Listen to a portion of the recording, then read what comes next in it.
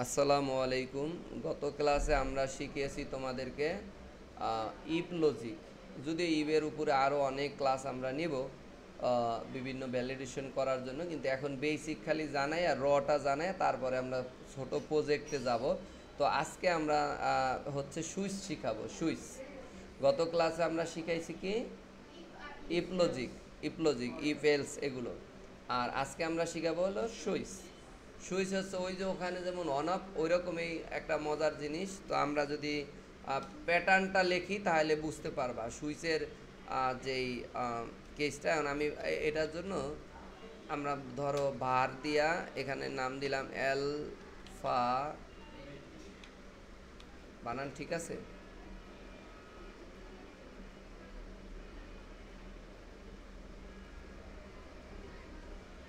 যাক, ভুল হোক যা হোক হোক। আমরা এখানে একটা লেটার দিলাম, অথবা আমরা বারবার কেন এটাকে টাইপ করব? হ্যাঁ,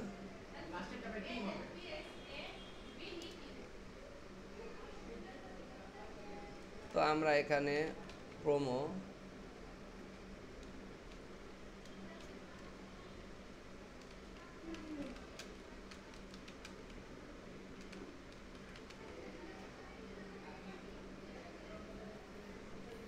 এটা রাখবো।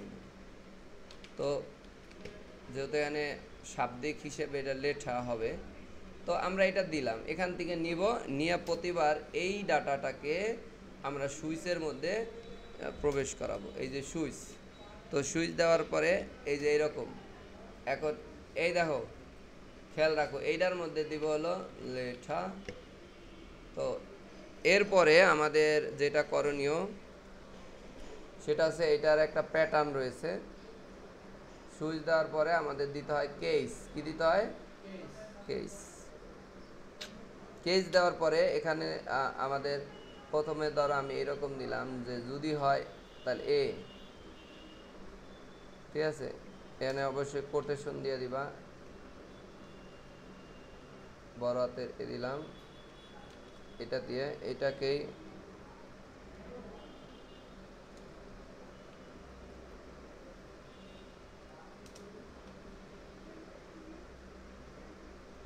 বুঝতে পারছো?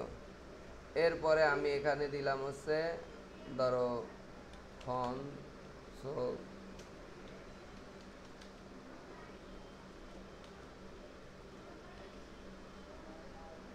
এখানে দিয়ে দিলাম যে লেটা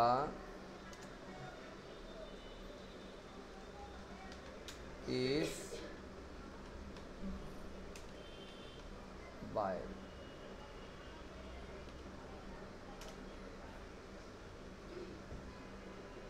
ধরো আমি এরকম দিলাম।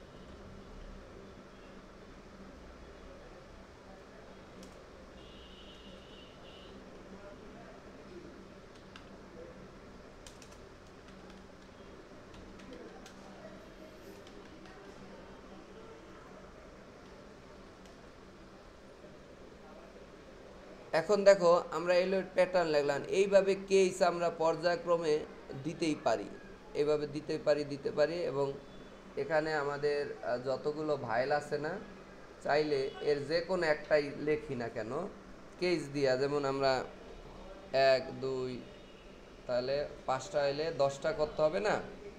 আহ,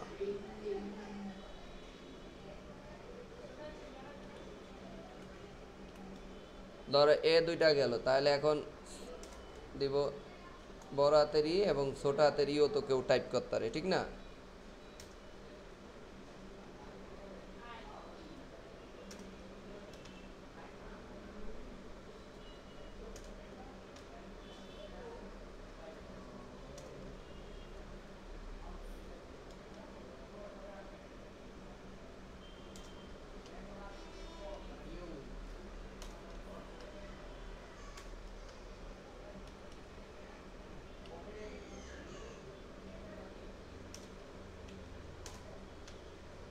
এইটা গেল, এর যে কোনো একটা যদি দেয় তাহলে ওই লেটারটা দিয়ে বলবে যে ভাইল।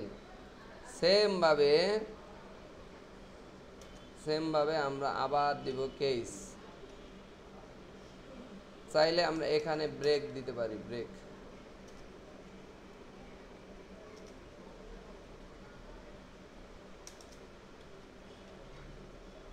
কেস, তারপরে আমরা কি দিব, আবার আমাদের এখানে যদি সেমিবাইল দুইটা দেই,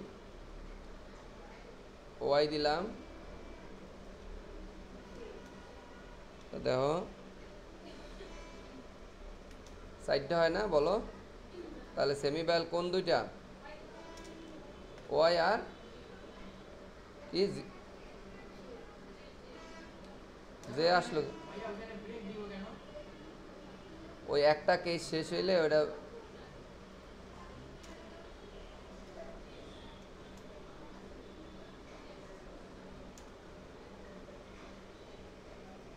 এই জায়গায় যাই, আবার এই জিনিসটাকে আবার দিবা এবং এখানে দিবা এটার সেমিবাইল।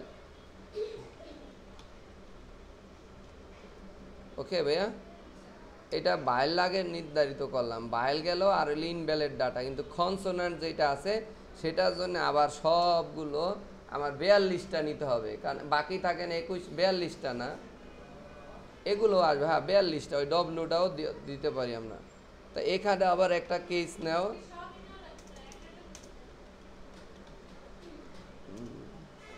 এখন মনে হইতেছে যে সবই নেওয়া লাগবে। তারপর আমরা যদি এখানে দেই হচ্ছে কেস এম বলো বি, বরাতের বি, রাইট, এই দাও, এখন সরি এইভাবে দিলাম, এখন এইভাবে দিয়ে এই যে 42টা নিবা, কিন্তু আমি আপাতত এতগুলো নিব না, আমি কয়েকটা বি, এখন এইটা মনে হইতেছে তা 42টা করতে কি 42 বছর লাগবে? এটা তো একটা প্রোগ্রাম বানাইলাম সারা জীবন, তো এটা সহজ হয়ে গেল, ঠিক না?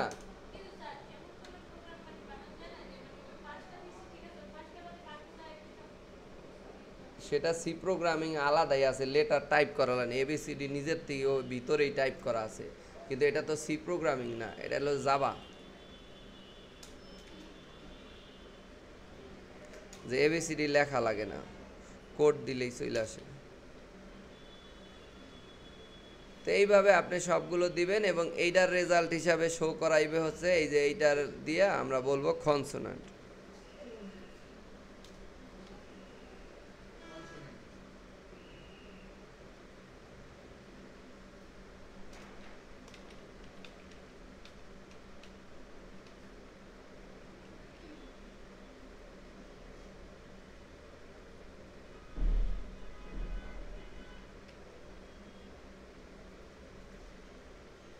দেখি কি ইরর আছে, আমরা একটু দেখে নিই।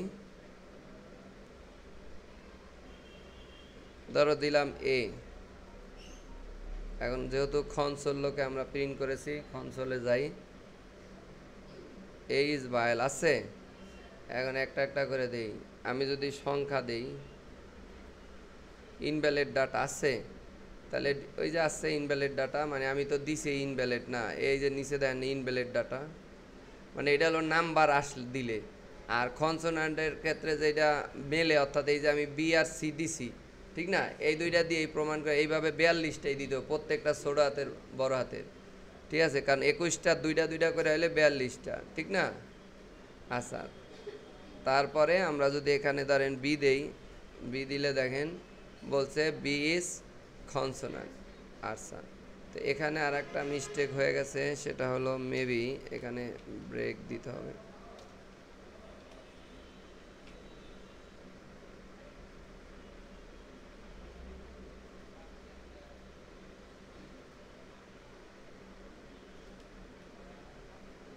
এই যে এবার দেখছেন ইনভ্যালিডটা কিন্তু আসতেছে না, কারণ ওখানে ব্রেক করে দিছি, আর নাহলে ওইটার রেজাল্টও দেখাইবে, ওই উপরেরটাও দেবে, একসাথেই চলমান হবে, তাহলে সি ইজ কনসোনান্ট। তো এইভাবে করে যখন আমরা দিলাম, তাহলে নাম্বার বা অন্য কিছু দিলে বলবে যে নট লেটার, এটাও দিয়ে দিতে পারেন, যে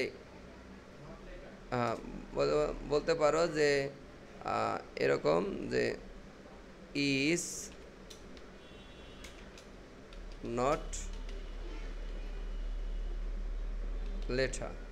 আর এইটার বাহিরে দিয়ে দিতে পারো ওই যে যেইটা মানে কোনটা হলো লেটার না সেটা। তো এটা দিলাম। এখন এখান থেকে আমরা যদি একটু ইয়া করি, বি গেল, বির পরে কি সি তো দিয়েছি,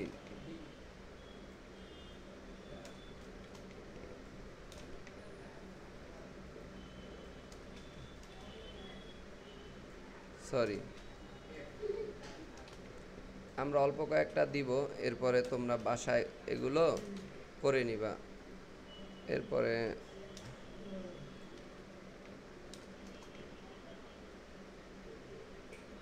তোমাদের ধৈর্য নাই, অবশ্যই বাসায় যায় এই 42টা লিখবা। ঠিক আছে, তাহলে 42,000 লাইন লিখবা কিভাবে? হাসতাছাও? এই যে জেমিন তাকাও, এই যে মাইক্রোসফট ওয়ার্ড চালায় না, শিখছাও না বেসিক কোর্স? এই বেসিক কোর্সে 6 মিলিয়নের বেশি তোমার কোড আছে যেগুলো লেখছে মানুষ। একদিন এই কি এগুলো লিখে ফেলছে? বলো। তাহলে তোমরা মনে করতে চাও যে আমরা এই যে এত সুন্দর এই যে মাইক্রোসফট ওয়ার্ডে কত জাদুর মতো টাইপ, যে কেউ কিছু না বোঝে সেও লিখে ফেলতেছে। একদিন এগুলো হয়েছে? এত সহজ না।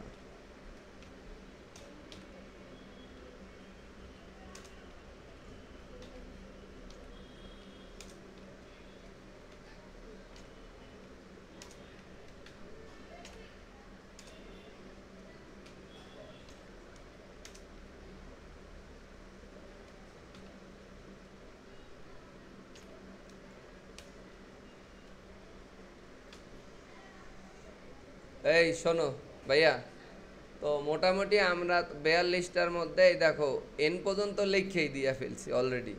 তা কত গুণ লাগলো? আর হয়তো বা 2-3 মিনিটের মধ্যে বাকিটা তুমি লিখে ফেলতে। এই যে একটা প্রোগ্রাম বানাইলাম, তাই এই প্রোগ্রামটা এবার রান করে দেখি যে আসলে এটার কাজ কি হইতাছে। তো আমি যদি কোনো একটা লেটার দেই, এই মানে সংখ্যা দেই 2 দিলাম, তাহলে এ কি বলবে? যদি এটা কনসোল লগে দিছি ডকুমেন্ট রাইট দিলে সে বলছে কি, সে বলছে যে 2 ইজ নট লেটার। এটা সত্য কথা না, এটা তো নাম্বার নাকি? আবার যদি দেই, আমরা যদি এখানে দিয়ে দেই মনে করো এ, তাহলে দেখো বলছে এ ইজ ভাইল। আমরা যদি দেই ওয়াই, তাহলে ওয়াই ইজ সেমি ভাইল। হয়েছে? মিলতেছে? তারপর যদি আমরা বলি এফ, এফ দিলাম, বলছে এফ ইজ কনসোনান্ট। যদি মনে করো বড় হাতের এফ দিয়া ফেলি ভুলে, তাহলে এফ ইজ কনসোনান্ট। কোনো সমস্যা আছে? তাই কারণ কেউ তো বড় হাতেরও, তোমার প্রোগ্রাম চিন্তা করলে তো সবই, কেউ যদি কিবোর্ডেতে বড় হাতের ইনপুট দেয় তাহলে তুমি করবাটা কি? তোমার দুইটাই চিন্তা করতে হবে। ক্লিয়ার? আচ্ছা, তা এটাই তো একটা চিন্তাধারার এই যে পরিবর্তন, যে আমরা কেন করলাম। এখানে এই যে ছোট হাতের বড় হাতের দিছি, আর যদি না দিলে তো 5টা দিলে হয়ে যেত।